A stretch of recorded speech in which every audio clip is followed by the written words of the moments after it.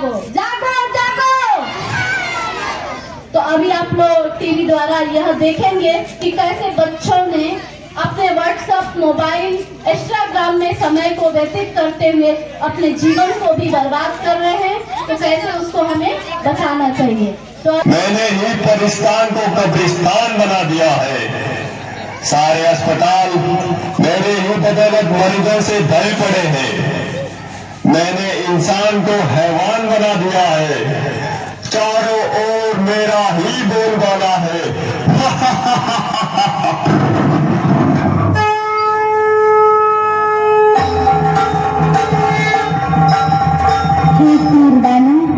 कमजोर मानव को अपने वश में करके ठगुर्रा रहा है। तेरे राज्य का अब अंत आ चुका है। तेरे पापों की अब अति हो चुकी है। अति के बाद अब तेरा अंत निश्चित है। अरे नादान बालिके, तू नहीं जान को गला कर जबड़ों को ऐसा चीर कर रख दिया है जो मानव अपने मुख में अन्न का निवाला भी नहीं डाल पाते। जानते हो कैसे भी मुझसे होने वाली मृत्यु की संख्या के कारण आज सारे विश्व में भारत का नाम तीसरे स्थान पर है। जवान के चेहरों की रौनक बुढ़ापे में बोल बोलते मेरे फिर ये मन क्या मगर में अपने लिए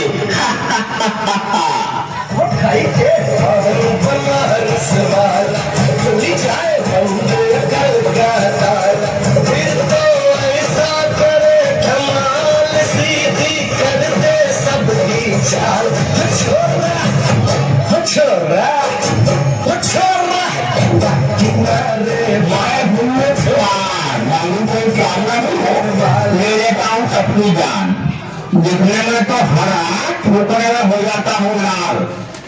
आज सारे भारत में ऐसा कोई कोना नहीं रहेगा जहाँ मेरी पुष्कारी का रंग न लगा हो।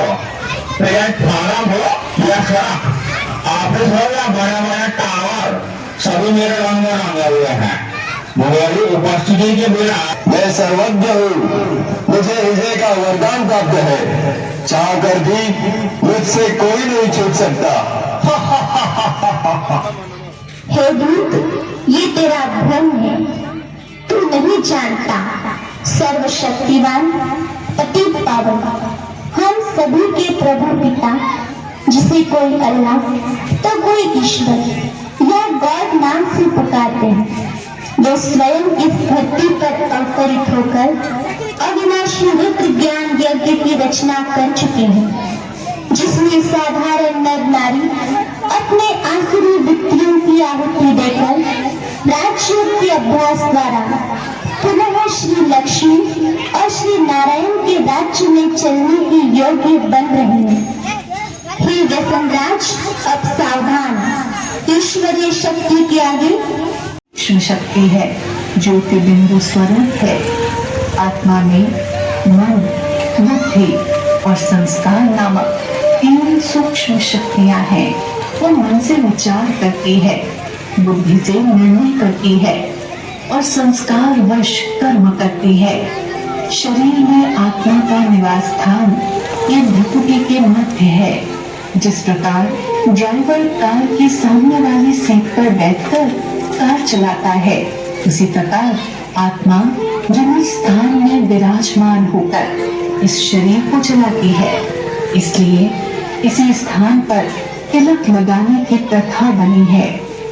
मृत्यु शरीर के लिए ही है, लेकिन आत्मा के लिए कोई मृत्यु नहीं है। आत्मा अनादि एवं अविनाशी है। आइए अब आत्माओं के पिता परमात्मा का वास्तविक परिचय क्या है अगले चित्र में जानेंगे। भगवान वाच गीता में कहा गया है, दबाव में आकर किसी भी नशे का प्रयोग नहीं करूंगी। मैं यह शपथ लेती हूँ अपने परिवार, मित्रों एवं समाज को इससे बचाने का भरपूर प्रयास करूंगी। मैं यह शपथ लेती हूँ कि भारत सरकार द्वारा बनाए गए संबंधी सभी कानूनों का पालन ईमानदारी से करूंगी। मैं शपथ लेती हूँ कि पर्यावरण और वातावरण को स्वच्छ एवं नशा मुक्त रखने में पूरा सहयोगी बनूंगी। ओम शांति। जो बड़े बड़े भाई हैं उनको कैसे लगा, क्योंकि ये आपके बीच में प्रोग्राम क्यों कराया गया है? ये प्रोग्राम इसलिए कराया गया है कि परमात्मा इस धरती पे आकर के अपना कार्य कर रहा है और हम आज उससे वंचित हैं, क्योंकि उसका कार्य ही है क्या पता है ना?